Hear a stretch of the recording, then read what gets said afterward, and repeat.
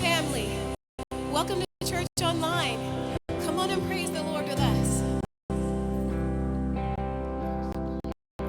I've searched the world, but it couldn't fill me. Man's empty praise and treasures fade, never enough. You came on and you put me back together,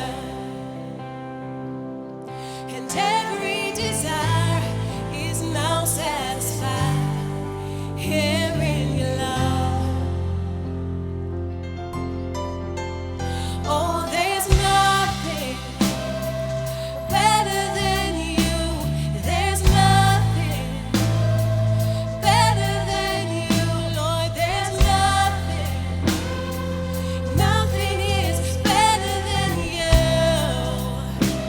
Hallelujah. Yes, I know it's true,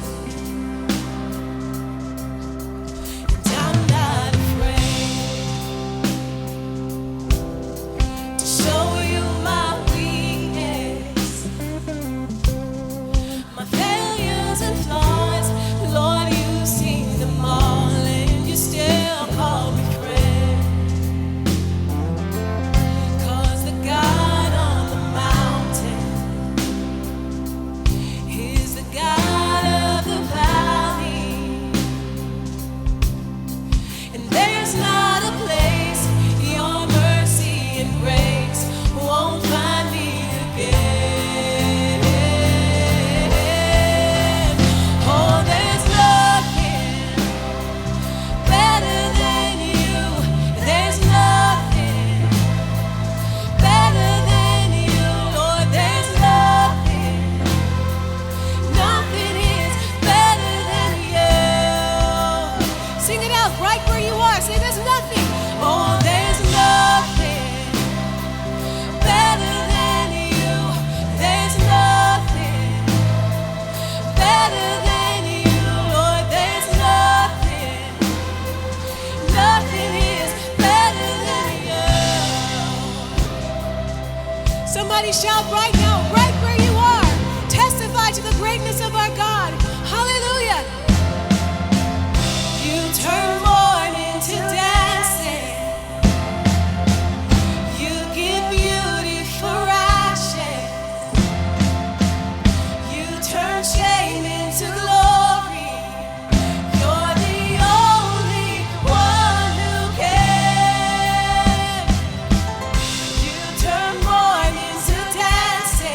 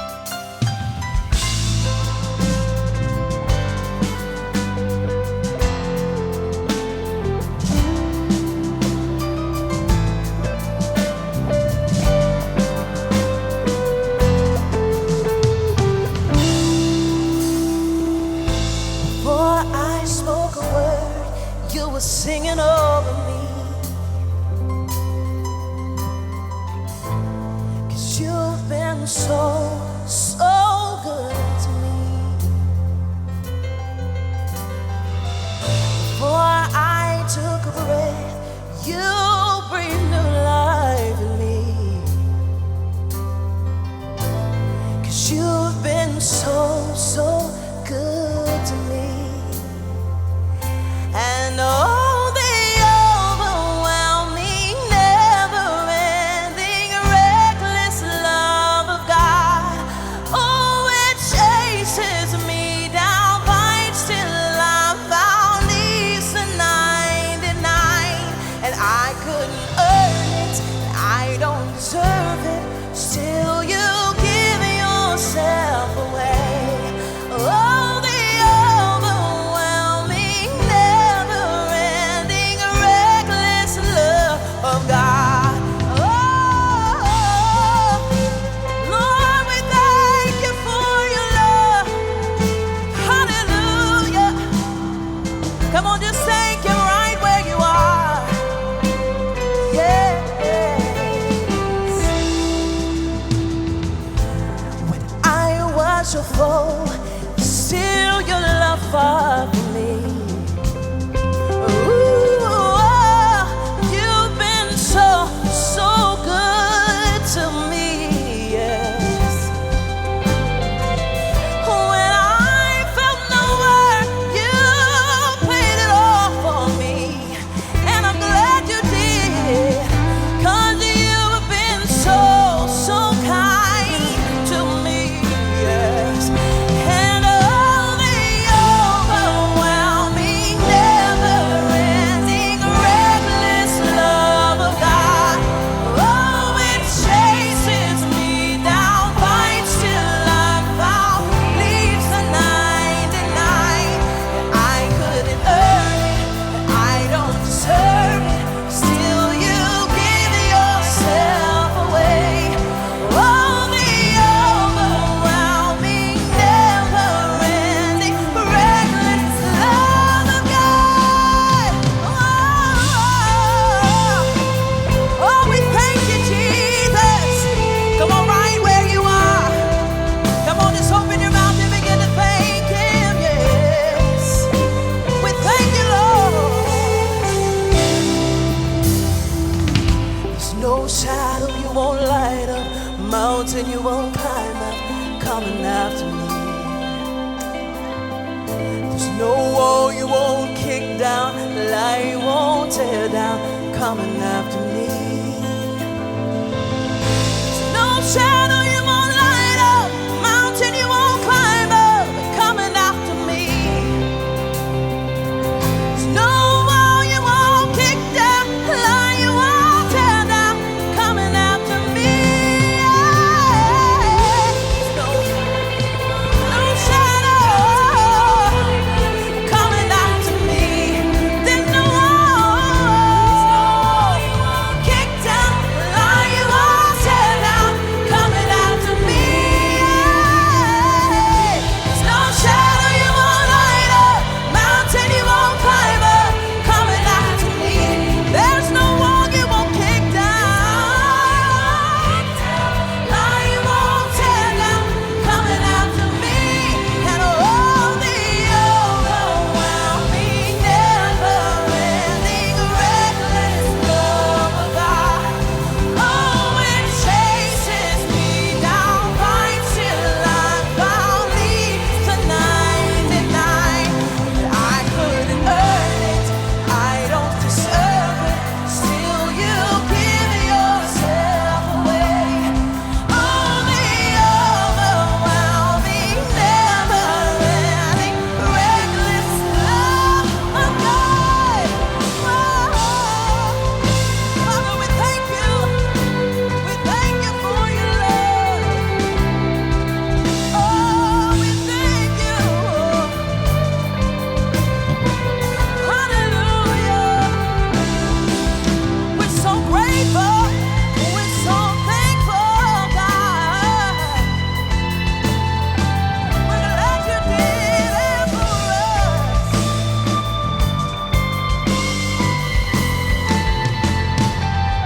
Lord, we thank you.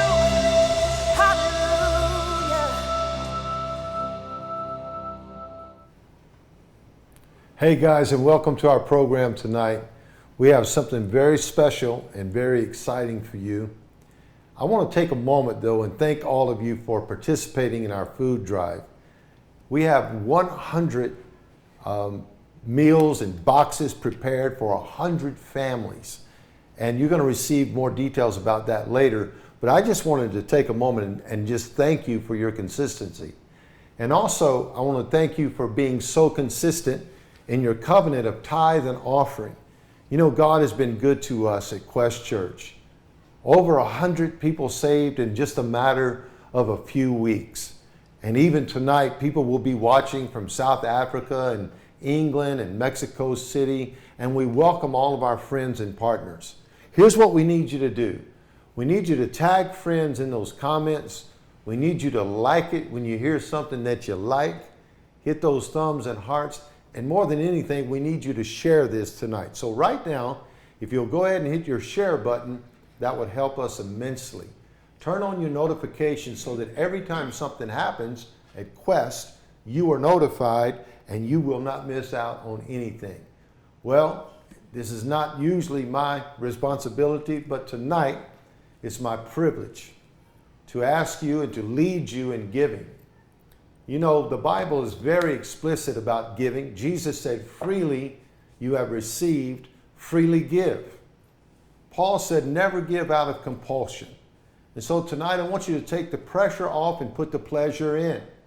Let this be pleasing to you. Let this be an easy season for you. How do you do that? By bringing your tithe and offering to the house of God. Listen, tonight is a night of breakthrough for you. And I'm going to give you some easy ways that you can give tonight. You can text Quest Norman to 77977, or you can go to questchurch.com and give on the app. Just press the Give tab there. And there's also a link in the comments section tonight. It'll always be up there. You can just press that. Or you can mail it to 6450 36th Avenue Northwest, Norman, Oklahoma 73072. So be consistent. And like the old saints used to say, keep on keeping on. Your best is yet to come. Well, it's Mother's Day this Sunday, and it's Mother's Day all week. I miss my mom so bad. You know, there are so many times I wish I could just pick up that phone and call her. My mom was very dear to me, and I'm sure your mother was dear to you tonight, or as well, I should say. So what I'm going to do right now, welcome to my home, and more than anything, I'm going to welcome you to our table, and you're going to enjoy this service tonight. Crystal is here. Crystal, God bless you. Have a great time tonight. What is going on, Quest Church? We are so excited about this evening. I'm excited to be hosting this evening alongside my mother-in-law but friend, Jovahna. I love her, and I'm so thankful she's in my life. I love you too. And thank you for letting us host in your home tonight. Oh, of course. It wouldn't be as motherly if we had not. We just want you to feel comfortable tonight. We want you to join along with us, and you could take notes or just get comfy on your couch, pop some popcorn, get your girlfriends, start a watch party on Facebook if you want, and just have fun. We're just going to talk about motherhood. We're going to talk about sisterhood, friendship, and marriage, and it should be fun. And maybe you'll learn some things. Maybe you can laugh with us, and we'll see what comes out of this. We're just excited. This is our first time doing this, and so I'm excited to start. And I want to introduce also some other guests that we have. Erica Reyes is Pastor Josh's wife. We love her. But not only is she Pastor Josh's wife, she's been my friend for 20 years. A very long friendship, and it's been a great friendship. And when I think of memories with Erica, it's only laughter and good times. And we have many memories. Our kids have grown up together. And what we have is really special. So I'm very excited that she decided to be along with us. Thank you for that. And Monica Thomas. The first time I met Monica was at Quest Church, and I felt an instant connection with her. I felt like family. Like, she is family. She feels like home to me for some reason. When I met her, I was like, I feel at home with her. I don't know what it is about that, but it's special. So I'm very grateful that you joined us as well. So welcome to our women's table talk tonight. So Mother's Day is coming. Do you have plans? Any plans? I better not. Sleeping in, right? Yes. Well, I'm gonna get up and watch church online, of course. Yes. But I shouldn't have to do anything on that. That's right. We're hoping our men will service. Jovahna, I know you have a really, really good relationship with your mom, and I love your mother, Miss Juanita. If you're watching, we love you. Mucho, mucho, mucho. Tell us a little bit about your upbringing with your mom and her influence on your life. Well, thank you guys for picking me. I know this is a Mother's Day or Mother's Week, and I'm not yet a mother. But it's great to be among you guys. You guys are great, great mothers. Thank you. And excellent. And I hope to learn from you guys someday, hopefully. Yes, my mom and I have a great relationship. We've always had. I believe out of my 3 siblings, I think I've always had the best relationship with my mom. She's just, I love my mom. She's beautiful. Yes, and she very, is. There's this Classy. class and And funny. and she's funny. Yes. And I think I take after her You a do. lot. You do. And it's because of that reason that she's been my best friend my whole life. We've hung out, That's a all the question. time. That's a question I want to ask. How do you guys feel about becoming? I always say, to my kids, to my girls especially, I'm not quite your best friend yet, but one day we will be best friends. But is it not hard? I know we have teenagers, and I don't know if this was like you when you were a teenager with your mom. It's becoming harder for me now to not be that friend. Now, I am a friend when they need a friend. But I've noticed we're starting to get along. Our humor is starting to kind of be the same. Do you find that struggle between being their mother and being a friend, or do you think it's a good balance? How do y'all feel about that with them being teenagers? Or do you feel that struggle at all? Sometimes I feel that struggle because, well, not for both of my daughters. Well, for one in particular, my oldest, Jade, I know she's very much a socialite, and so Yes. having that bond is important to her. So I feel for her, I have to be that friend, but at the same time, I'm kind of scared to cross that. Right. Only because I don't want her to forget, hey, I'm I'm still your your mother. mom. Right. Because we have those instances where sometimes she does think that she's talking to a friend, and I have to hey, well, hold up. Yeah, Who yeah. you talking to? Like, you can't be Right. talking to me. But I think it's important to have that balance. But I think where I've struggled is to let her know what that balance is. That there are times that we have these conversations, and it needs to be a mother-daughter conversation. Yeah. And of course, depending on what the subject is, and then 2, there are times that may present where I will be your friend. Yes. And we can have that conversation. And again, I probably have failed in that area to set that boundary and define what those expectations are, so that as she grows older, she knows what type of conversations to have with me and where we can have them. I But think that comes later in life because my mom, let me retract a little bit, we were not best friends, me as a child, or even Okay. in my teenage years. Okay. We were close.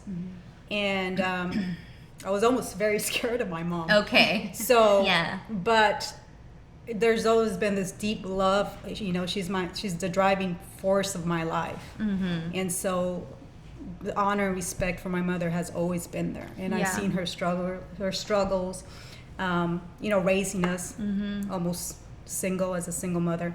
But no, that best friend state came as I matured and grew older into an adult. How do you feel about that?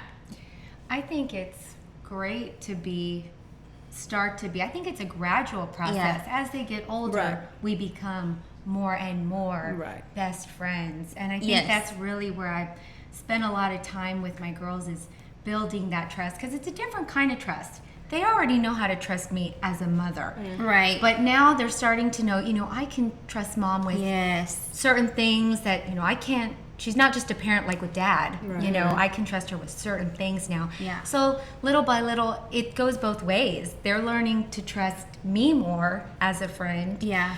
And I'm trying to just fill that space as they let me. Yeah. And as they grow. Yeah, and it's really not an easy balance. When I was a teenager, I would see like teenage girls my age and their mothers, and they acted like besties, and that was always very confusing to me. I was like, that is not my relationship with my mother. She will put me in my place real quick, and I am not about to, talk to her the way they talk to their mothers. But with me, it's funny because I have a 10-year-old and then a 10-year-old girl, and then I have 2 teenage girls. And so the juggling between my relationship and the level of my relationship and my friendship level with them is different. Nia, I am straight, like, no ma'am, and you have to put her in check all the time. But with the teenagers, it is exactly what you guys said. It's a gradual process, and sometimes my husband will be like, no, that's too much. You don't need to. But I also feel like, no, if anything is going to come to them about anything, it needs to be from me. And so it's interesting how to open the door to friendship with your teenagers. But you talked about trust. Did you always trust your mom growing up? Like, when I say that, I think about the book of Ruth and how when Naomi chose to leave, they trusted her and they went with her. And I thought, wow, what an influence that she must have been on them to just leave everything and want to go with her, especially Ruth. And I thought, what an example she must have set in front of them to be a godly woman. So not only just is it important for us to set good examples for them as women, as mothers, but even if you aren't a mother, it's important, being our age, to set a godly influence in front of all young women. But do you feel like you struggled with trusting your mom through the process? Like, when she disciplined you, did you trust her with that discipline, or was it combative? No, actually, you mentioned the book of Ruth and Naomi, and I see my mom in Naomi. And her leadership. She was she is a very strong lady. So I did trust her. I trusted her with every movement that she'd make, leaving the valley to move, she's just recently divorced, and and I had so much trust in her. All of us did. We're heading to San Antonio. We were scared. We didn't really I didn't really know what was going on, or why we're leaving my dad behind. But in me, I had that trust in her. So I think she's always said that tone. You can trust me. And how do you guys feel about that? Developing trust in your children, and do you think that they trust you with decisions, discipline, family decisions? Like, for example, Justin and I moving to Oklahoma, they had to trust us that we were making the right decision, as I was trusting God. That's a huge move, to take them away from their friends and what they know, and that's all they've known. They had to trust us, and they did an amazing job at that, and I'm very grateful.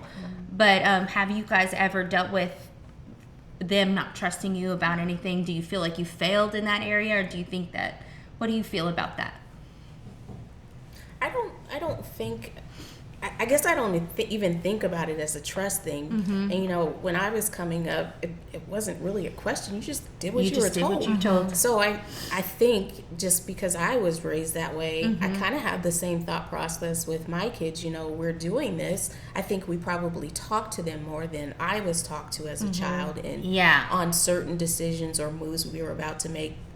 And I think through that they've grown to trust us. But growing up, that wasn't even a question. You just did what you were told. That's true. That is very true. That is true. I wish you would ask a question, because what do I know? And I think it's just different this generation, because they are exposed to so much more, and there's lots of more questions that they have now versus I would have had when they were at their age. I have noticed that they feel, a lot of this generation feels like they have a voice too young.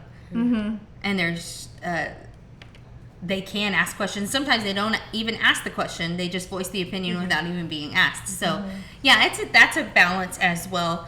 Do you feel like, when I know we're not perfect parents, so we have all made mistakes parenting, how do you feel when you make a mistake parenting? How do you handle that situation with your children? Well, That's exactly where my thought was going too, is that in parenting, there are no perfect parents. So what I've made it a point to do with my kids, all of them, is to recognize the mistake, whether it be I jumped to conclusions, or I was impatient, or I just, lost my temper, whatever it was, to apologize, to recognize that I made the mistake and say, I'm sorry, please forgive me.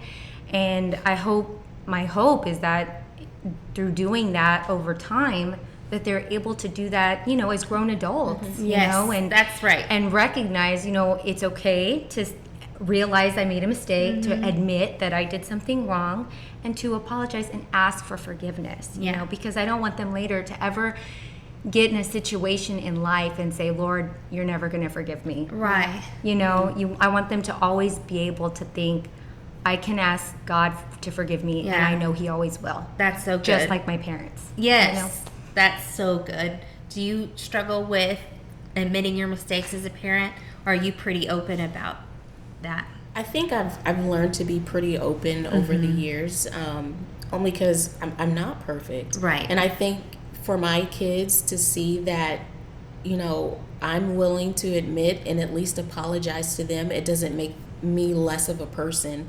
And it also acknowledged them in their certain space.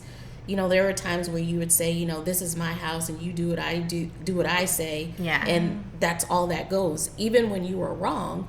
And sometimes in that mindset, you always think, who am I? And I never want my kids to think, I don't matter enough to where, she knew she was wrong when she accused me of taking the butter and dropping it on the floor. It really was, somebody else, or she did it. Yeah. Like, why would you not give me that same respect and compassion as a person? And I think it's important for our kids to see that, I'm not perfect, and yes, I'm going to mess up. And I have to be mature enough to say, in my faults and in my shortcomings, I'm wrong, and you should have more from me. And if that means an apology, or if it means compassion, I should be willing to go that extra mile for you. Absolutely. I had a situation I was telling you about it the other day, where my teenage girls, I was explaining to them about something that I didn't agree with them. And I know I'm right.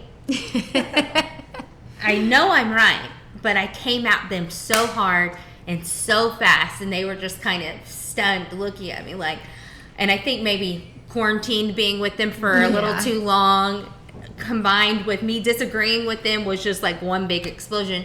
But I had to go back, even though I was right about what I was saying. I always say to Jayla, it's not what you say, it's how you say it. My dad taught me that too. It's not what you say, it's how you say it. How you say things really affects people. Because like that saying is so true, people don't remember what you said to them, they remember how you made them feel. And so everything I was saying could have been 100% right, but because of the way I was saying it, they probably weren't listening to me. They were probably focused on how they were feeling in the moment, caught off guard, and feeling like, even though I didn't care at the moment, like, no, you're going to agree with me, I'm going to whoop your butt, But later on, I did have to go back and say, I'm sorry, I was a little intense about that. I think that's one of the biggest frustrations that I have with my children. I understand it's sibling rivalry and they pick on each other and they always tease, but that's one of the things that really irks my nerves when my kids say, like, you're dumb and you're stupid. Yes. And I kind of wasn't raised that way, so it really just bothers me a lot, but they have no problem, like, you did, like, you're so dumb, like, I can't believe you failed. Yeah. And so I'm like, can you guys at least, like, this is family. This is the last place where you should beat up on each other. Now, I get joking and all that stuff, but I also feel under every underlying joke, there's truth to it. There is truth to it. So I say, you have got to learn to be nice to each other, speak nicer to each other. And if I could probably, like, take my kids out, it's going to be for that, the way they talk to each other. It's true, because how comfortable you are saying things to your family means when you're with strangers, you're even more comfortable. And I always tell them, I can gauge my kids with how they're treating me and how they're behaving at school. If they're at home and they're mouthing off, which is rare because they will get popped, but if they mouth off to me and their dad, I always say, you must not be behaving at school. Yep. Because if you're that comfortable talking to me like that, then you That's must right. be comfortable talking to your teachers like that. Yeah. Yes, I totally get it. Let's move on to friendships. Okay, sisterhood. I was reading the other day that it is vital for women to have good friendships. Didn't say a lot of friendship because I don't believe in having a lot of friends. I have been there and done that. I am the type of person that wants to be friends with everybody, and I want to give everybody my time, and I want everybody to like me, or at least this was past Crystal. Past. I've come a long way. Thanks to my husband and my dad and people like Erica in my life telling me how it really is. But it is vital for us to have friendships. Do you believe that? I heard it was a psychological truth that women need connection and we need friendships outside of our husbands, outside of our moms, Right. that you need a friend. Do you believe that? Do you believe in that type of friendship? What do you think? I think I'm learning to, and I say that because growing up in a military family, we never stayed in one place long enough to develop lasting relationships. Like, I moved 13 times. Yeah. And then my senior year in high school, I also moved. So it's kind of been like, I never knew how to make friends that lasted or relationships that lasted because I'm always required to move. To leave. So I think that's something I recognized in my late 30s, that, you know, it's important to establish friendships, strong friendships with women in particular. Yeah. And I think I'm still getting there. I'm still growing in that avenue Yeah. because I'm very much a loner. But I understand that friendships, they need to be quality, not Yes. necessarily Right. quantity. That's good. Agreed. Jovahna, I know you have a couple of really best good friends. Yeah. And I admire that, and I think that I always look at that and I think, man, that's so cool. I always cultivated a diverse network, Yeah. but I only nurtured a few. Okay, that's good. That's good. That's good. So, I mean, out of so many people, I can probably just count my real friends with my hand. Yeah. Right? And I can probably take that down from friends to really good Really good friends, friends. down to one hand. right? Uh-huh. And then really close friends down to 2 fingers. Yes. So I believe in friendship. I believe in healthy Right. Healthy friendship. right? I've never been a gossiper. I believe if a friend comes to you with a gossip and talks to you about someone else, you know she's probably doing that About to you, others yeah. about you, Yes. Right. you know, more Yes. than likely. And so I've never kept a group of friends like that. Yeah. And I think that's why I'm able to remain close with them, even with the distance between us. Well, Another because you thing that kept we've their always trust. done- right. Yeah. And another thing I believe that it's always that we've remained as a group of friends is because we had a mission. Uh-huh. In a way, it was a ministry because I was the vice president of a cancer awareness. We were advocates for breast cancer. Yeah. And so for 8-9 years, that's all we did. Yeah. And so that kind of created this bond between us, Mm-hmm. where we really didn't have time for anything else other than to what are we doing next Yeah. to raise funds and be able to help these ladies in our community. That's so good. That just grew from one year to another, and it was such a blessing because I was able to discover a lot of gifts, Yeah.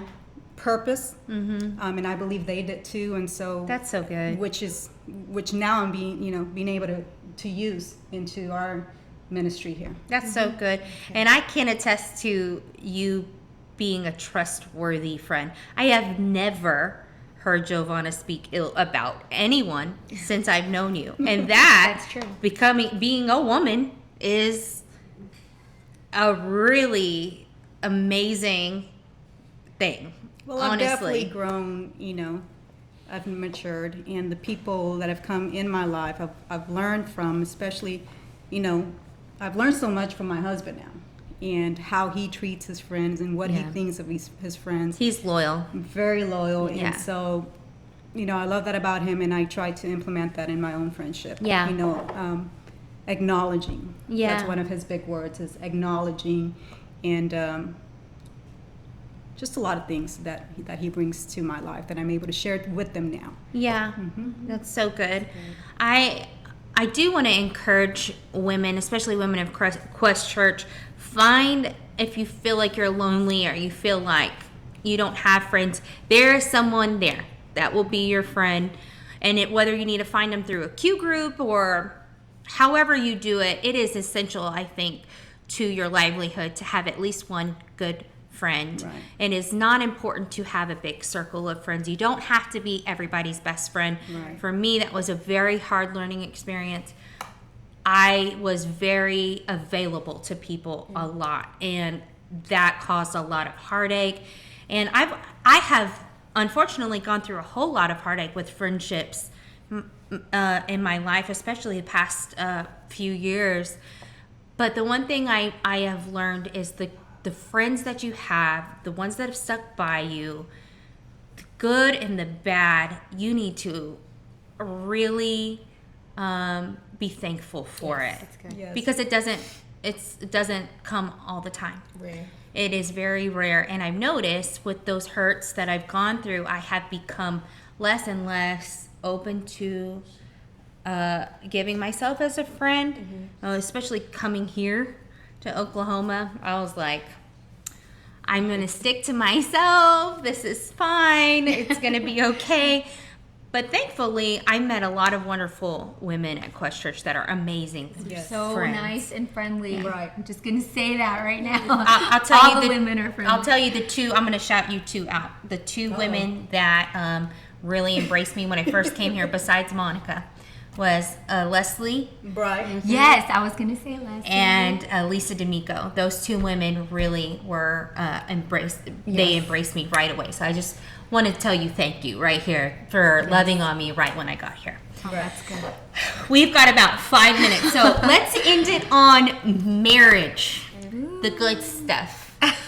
Yes, 5 all minutes. of our husbands are here minutes. saying yes. Can we do this in 5 minutes? Oh, no. I hope that you guys are enjoying this, by the way. I know this is new, but we're just sharing our hearts, and I hope that you're liking it. So marriage. Here's one thing that I struggled with, and I'm just going to share my heart and be very vulnerable. I got married very young. I was 20. You did too.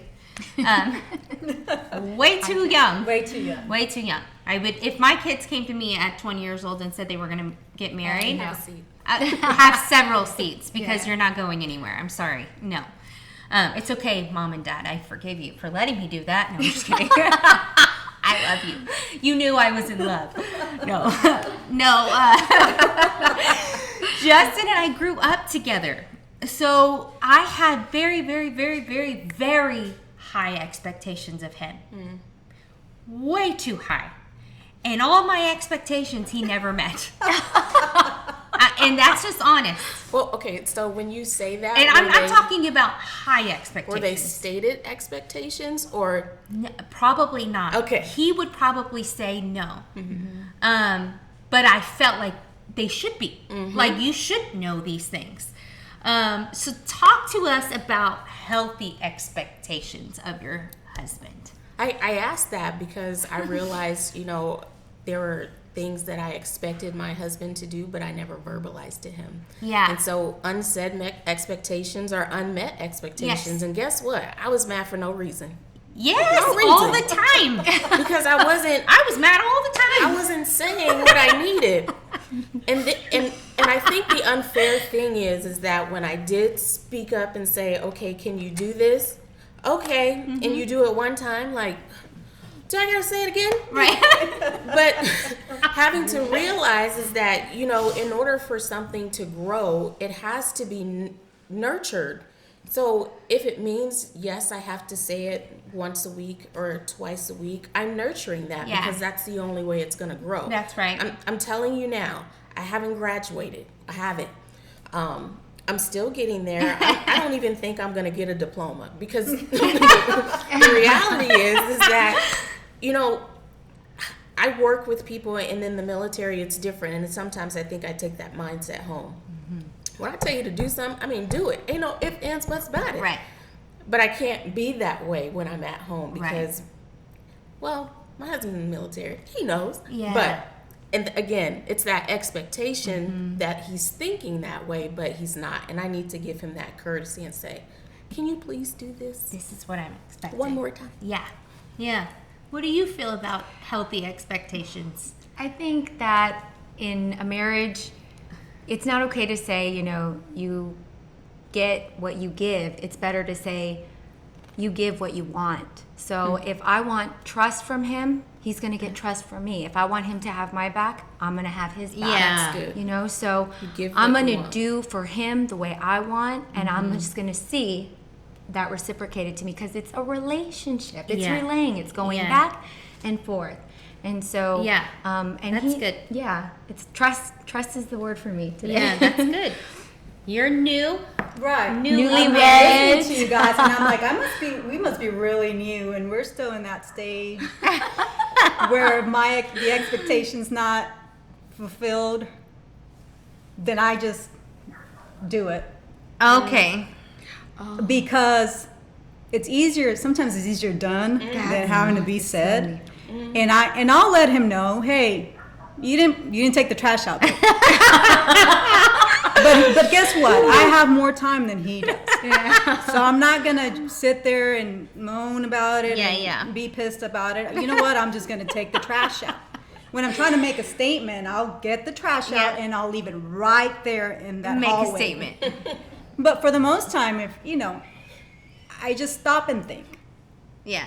He's gonna come home tired. He's gonna probably want to take a nap. He's gonna get back at it again when he wakes up. He's writing this book. He's doing this. He's in a meeting with Josh. Why not? Yeah. I just kind of reverse things. Would I like it? Would I want that to be done for me? Yeah. I'll do it. Yeah. We really don't fight too much about that. And I think he's asked me before, what are your expectations of me? And I'm like, you know what? You've been doing so good. Yeah. I think Bravo, darling. Bravo. as of now, you're meeting them all, but I didn't really come into this marriage with much expectations. Yeah. I knew what he was about when I met him. I knew he was not a Christian boy; he was a godly man, and so I knew he already had a structure to follow, and I knew what to expect pretty much. So I didn't really set any expectations for him. I knew he was going to be lovable and consistent. Yeah. Is one of my big words when it comes to how and why a relationship works is consistency, and he's been pretty good at it. And I think another thing that helps a marriage work, we've been married for almost 19 years this year. Yeah. And is it 19 years now? Yeah, ours is 19, just a few weeks, so y'all are 18. 18. Yeah. Showing our age. Okay. One thing I have noticed, our marriage was very explosive at the beginning because it was the expectation. Your greatest expectation is your greatest disappointment. So he was disappointed all the time. I was disappointed all the time. We loved each other. The love was never not there. The love was always there. But there was a lot of disappointment, very explosive. But the thing I have learned, and I'm so thankful, Justin and I have the most peaceful, joyful relationship now. It seems and like it's all because we pick and choose our battles. Yeah. Mm-hmm. That is so important. Wise. If I can give you any advice, and you don't have to take my advice. 19 years may be nothing to you because you've been married 40 or whatever. But if I can give advice, it is pick and choose your battles. Don't make mountains out of molehills. Mm-hmm. If it's really not that big of a deal, let it go. Mm-hmm. Obviously, face the big issues, but pick and choose your battles. Justin is the king of that. He is a very peaceful man by nature. So I have kind of taken his lead with that. He has really helped me grow in that sense. And man, that has taken our relationship from here to here because there's never a fight. There's never a fight. Mm-hmm. When it's not that big of a deal, then it's not that big of a deal. And that's an example you set for your kids as well. Pick and choose your battles. Like, don't get mad about that. Right. Yeah. And it helps them in real life situations. It's true. their feelings hurt with this or that. Like, don't worry about it. Right. Yeah. Just pick and choose There's your so battles. much Because you're not more to battling enjoy. each other. No. Y'all are on the same side trying to overcome a situation. Yeah. You know, it's not you I'm battling, it's this situation. Yeah. And so when you look at it that way, you're never coming against them. You're not in opposition. Yeah. So when you say like battle, it's not battle with them. Yeah. Obviously, it's more like this is a situation and it's confusing us. Yeah. We need to just get on the same page kind Yeah. of thing, you know? Mm-hmm. So And I also read from Dr. Caroline Leaf. I don't know if you guys follow her, or she's amazing. You should. She said something. Now I don't know the scientific words that she used, but when something happens and you feel an emotion, that emotion takes over your body for about 8 to 9 seconds or something like that. Then it's gone. It's you that chooses to stay with that emotion. oh. Pride. That emotion is gone. So you can choose to stay. If it was an anger, the anger went up and it left. You're choosing to stay mad. That's on you. That has nothing to do with the other person or the situation. I thought that was so good, and it was so convicting, because when you feel a certain way, it's up to you and it's up to your mind. What are you going to do with it? Like Justin's father-in-law, or Justin's dad, my father-in-law, used to always tell me when he would be annoying me, or dumb, sorry, love my husband.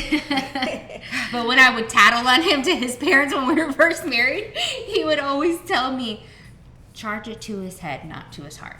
Just charge it to his head, not to his heart. Because he knew the love was there for me, just sometimes his mind was messed up. So it's really in your mind that controls your emotion. My mind was messed up a lot too. No offense. One of the things that your daddy, I like to say your daddy, Daddy. and I agreed to was Amos 3:3. How can two walk together lest they be agreed? And that really stuck to my head, to my heart. good. When he told me that, and I said, I want to learn from that, and I want to learn from you. Yeah. So I agreed, I'm going to learn from you. Even if it hurts and it's challenging and I don't want to do it, I'm a very stubborn person. But I've been able to follow, because he's a good leader. Yeah. So It's so important to have agreement in your marriages It's and so- in your relationships with your friends. And when you know who you're dealing with, it's so much easier to Right. agree than Yeah. rebuttal and fight. And Yeah. It's true. I had a wonderful time with you ladies. I wish we could go on. I'm sure we could go on and on and on. But our time is coming to a close. And I just wanted to say thank you so much, Monica, Erica, Jovahna, and to our pastor and my dad for allowing us to use his home and letting us have girl talk tonight. I had a wonderful time, and I hope it blessed you and helped you in some kind of way. Crystal, thank you for hosting this. You have been absolutely incredible. Thank you. So we celebrate you. You did a Yes, great job of happy moderating Mother's tonight. Day. And I just want to say how fine that lady sitting to your right is looking She's tonight. cute. She's But- cute. you want to end it with a song? Because everybody Yeah, probably still do. can sing. No. Not tonight. Come on. Not tonight. I got you. I can do back. Jovahna wants to, she loves to Man, sing. she loves it. Come on. All right. I'm going to sing a little song called Okay, baby, go ahead. Mama. Mama, you know I love you. Mama. Okay, we love you guys so much. You're Happy the Share Mother's this with your Day. mom. Bless Happy Mom. Mother's Day. Success to you and success to the kingdom. Your love is like tear from the stars.